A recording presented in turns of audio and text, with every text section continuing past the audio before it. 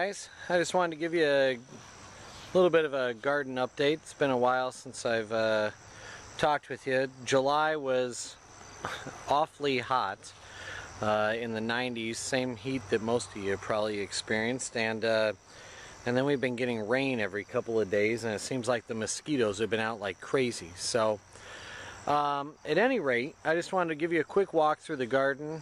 Embarrassingly, it's that point in the year where the garden starts to look a little dodgy. So you know, everything looks a little overgrown and a bit of a mess, but hopefully your garden, like mine, just kind of keeps producing, and in a month or two here you can kind of clean everything up and make it look a little bit better. So this is kind of looking underneath the hood of my garden, and I'm showing you some of the downsides of it. Not everything looks nice, but I thought I'd walk you around and show you some of the stuff. So as you can see or not see, this is only like 3 or 4 cucumber plants that I put in this bed that were left over, and they are growing everywhere. I bet you I am getting a I don't know, a pound or two a day, maybe more than that, of cucumbers every single day.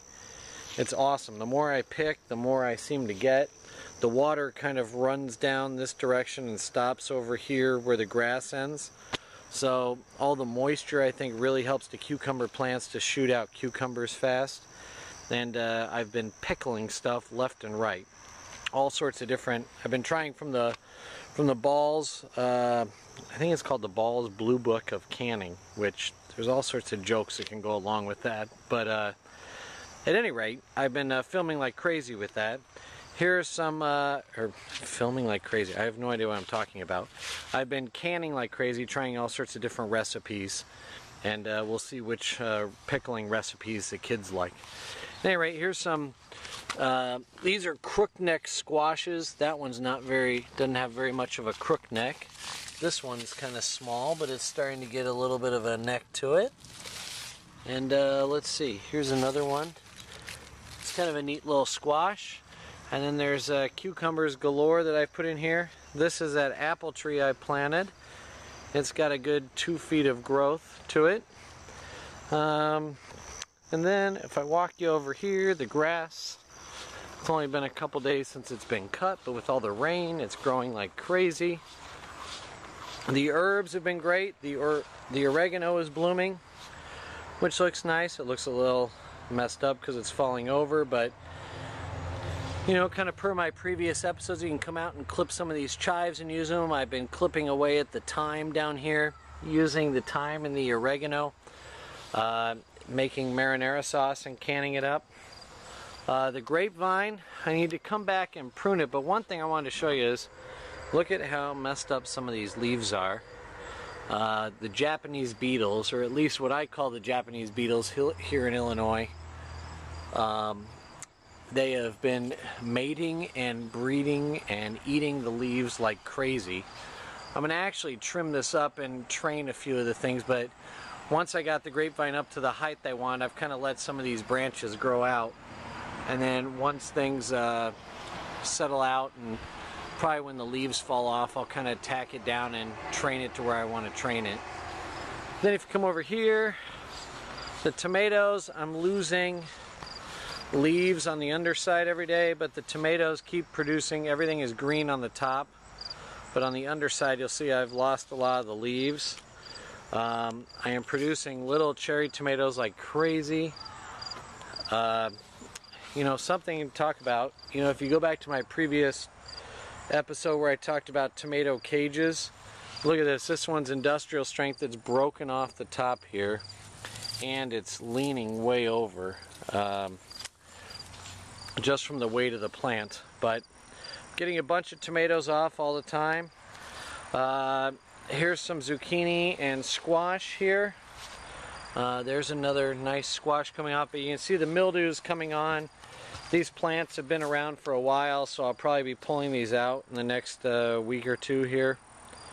I shouldn't say week or two, probably in the next day or two.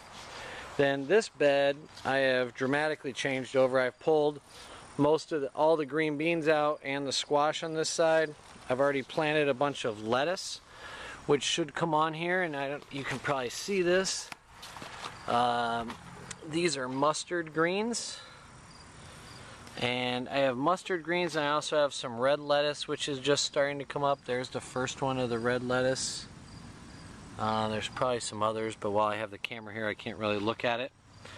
The Swiss chard plants are growing like crazy. I have peppers, and same things. The peppers and the eggplant are growing great. Down here I pulled out all the red onions already. The white onions are about to be harvested.